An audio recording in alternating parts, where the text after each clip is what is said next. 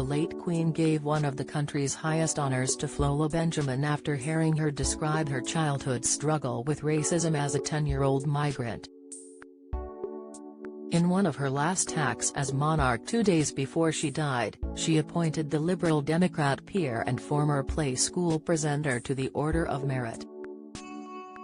Baroness Benjamin has revealed she was told the Queen remembered speaking to her during her Diamond Jubilee in 2012 on a visit to Exeter University, where she was Chancellor for 10 years.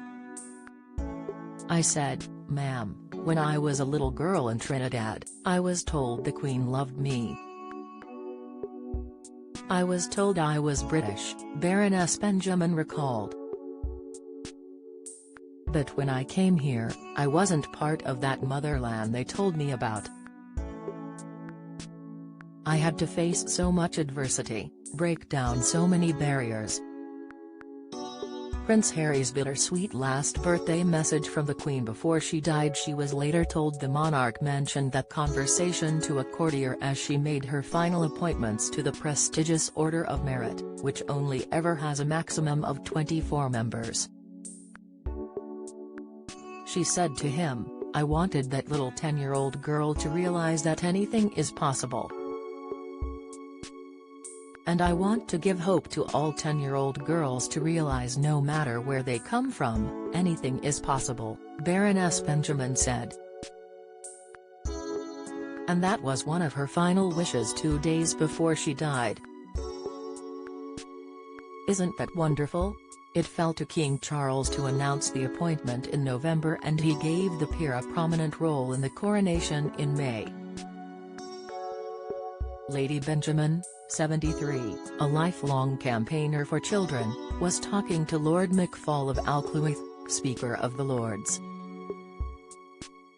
On his Lord Speaker's Corner podcast, she urged Prime Minister Rishi Sunak to appoint a cabinet-level champion for young people. She said it was while presenting Play School on TV in the 1970s and 1980s that she first realized children didn't have a voice. People didn't take what's going to happen to children into consideration enough. It was then she began her campaign for a dedicated minister for children. She said the need for a top-level voice for youngsters was all the greater now due to pressures from the internet, social media, COVID, the cost of living crisis and escalating mental health problems.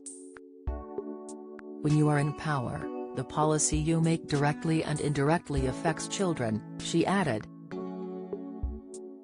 "I want to see somebody sitting at the cabinet table saying, 'How is this affecting our children? Because they are the future.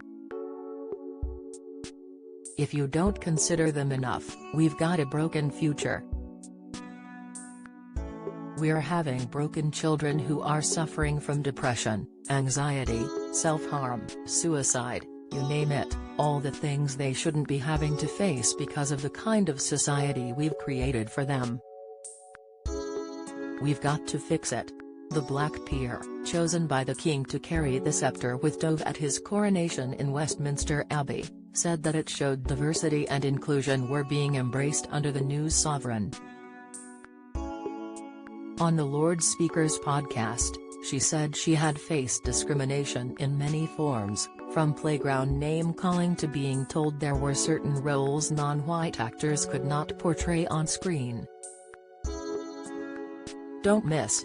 Late Queen becomes first foreign personality to feature on an Italian stamp.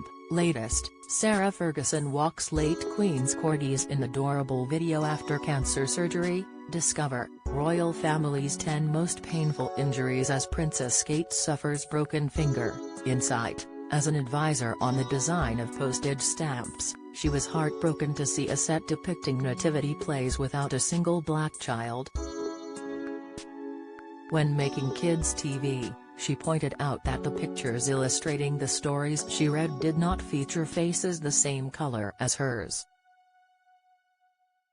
"They said to me, 'We hadn't noticed,'" she said. "That's when I realized my job in life was to get people to notice." She welcomed the official commemoration of the 75th anniversary of the Empire Windrush, including a memorial at Waterloo Station, which she unveiled in the presence of Prince William last year, as well as stamps and portraits celebrating the contribution of Caribbean Britons.